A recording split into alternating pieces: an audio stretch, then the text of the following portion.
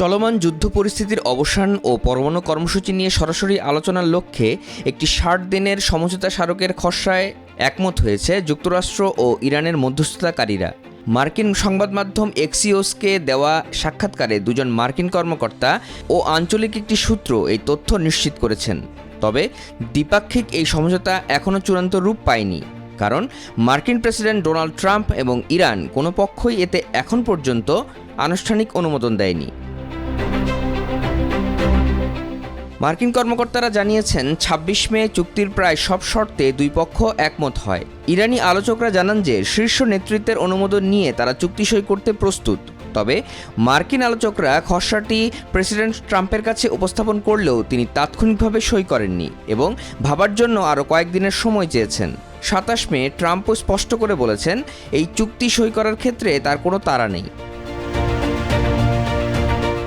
কি আছে সমঝোতা স্মারকে? খসড়া অনুযায়ী ৬০ দিনের এই যুদ্ধবিরতির মেয়াদ বৃদ্ধির সময়ে প্রধান শর্তগুলো হলো, হরমুজ প্রণালী দিয়ে কোনো টোল বা হয়রানি ছাড়াই বাণিজ্যিক জাহাজ চলাচল স্বাভাবিক করতে হবে এবং আগামী ৩০ দিনের মধ্যে ইরানকে সব মাইন অপসারণ করতে হবে। বাণিজ্যিক জাহাজ চলাচল স্বাভাবিক হওয়ার উপর ভিত্তি করে মার্কিন নৌ অবরোধ ধাপে ধাপে তুলে নেওয়া হবে এবং ইরানকে তেল বিক্রির সুযোগ দিতে কিছু নিষেধাজ্ঞা শিথিল করবে যুক্তরাষ্ট্র।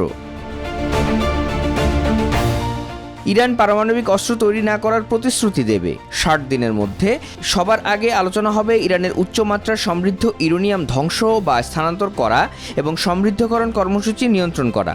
এর বিনিময়ে আটকে থাকা ইরানি তহবিল ছাড়ার বিষয়ে কথা বলবে যুক্তরাষ্ট্র। এ সমঝোতায় লেবাননে ইসরায়েল ও হিজবুল্লাহর মধ্যকার যুদ্ধ শেষ করার বিষয়টিও অন্তর্ভুক্ত রয়েছে, যা নিয়ে অতীতে ট্রাম্প ও নেতানিয়াহুর মধ্যে উত্তপ্ত বাক্য বিনিময় হয়েছিল। এছাড়া ট্রাম্প প্রশাসন মধ্যপ্রাচ্যে ইরানের ছায়াগোষ্ঠীগুলোর সমর্থন বন্ধের বিষয়েও আলোচনা করতে চায়। এক মার্কিন কর্মকর্তা স্পষ্ট করে বলেছেন, এটি কোনো চূড়ান্ত চুক্তি নয়, বরং সবাইকে আলোচনার টেবিলে আনার একটি প্রাথমিক মেকানিজম মাত্র।